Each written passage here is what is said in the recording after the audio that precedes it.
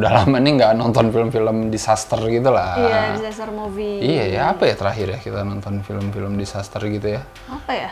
Lupa asli. Into the Night kali. Bukan film. Dan akhirnya ada lagi film tentang bencana alam yang cukup menarik karena premisnya sebenarnya udah ada dari zaman dulu tentang apa namanya? Benda luar angkasa yang menabrak bumi. Kan itu udah sering tuh di film apa? Armageddon, Deep Impact, banyak lah pokoknya. Greenland. Bener banget, ini film yang judulnya adalah nama suatu negara. Suatu tempat. Suatu tempat ya, Greenland. Iya bener. Komet yang jatuh menabrak bumi gitu ya.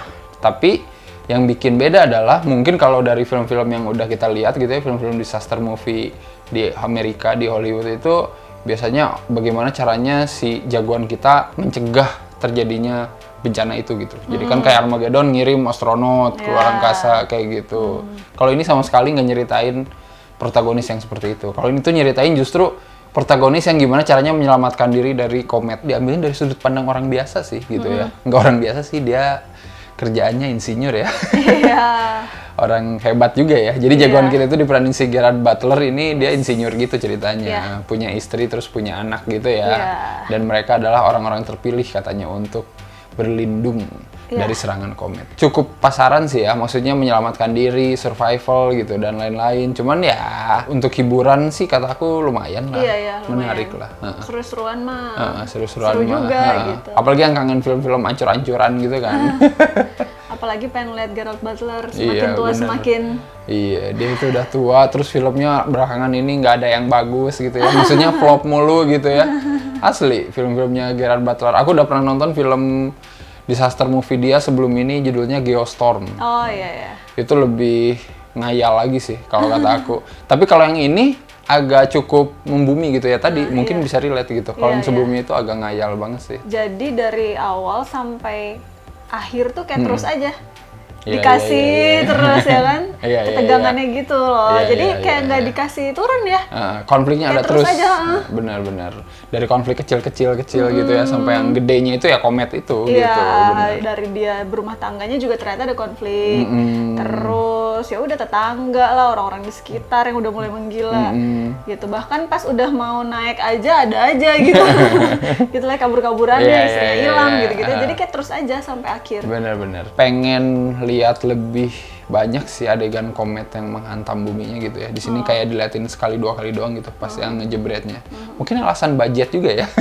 Karena emang somehow di beberapa part visual efeknya agak kelihatan masih ya. kurang. Iya benar gitu. Itu sih. Mungkin itu untuk meminimalisir itu kali ya. Benar. Asli masih kelihatan kayak wow, apaan nih gitu ya. Masih belum levelnya Roland Emmerich atau Michael Bay lah, masih belum lah, masih belum se-disaster movie itu gitu ya. Iya. Memang sih di sini kan yang kayak tadi aku bilang ada konflik-konflik yang terus dikasih. Tapi biarpun ada kesulitan, tapi kayak dikasih gampang aja, kayak lolos aja gitu. Iya benar Gitu. ya. Bahkan ya ini tuh happy ending. Aku tuh kayak masa sih seindah itu gitu loh. Dia tuh salah satu keluarga yang paling beruntung menurut aku, karena ya suami istri anak udah tiga-tiganya tuh lengkap ya. Lengkap gitu. Kalau yang lain kan kayak cuman siapanya yang dapet. Kalau dia tuh beneran harusnya ada yang mati gitu ya, satu atau ada yang hilang gitu tangannya satu. Cuma luka bakar aja ya. Iya. Kayak The Mist gitu misalnya.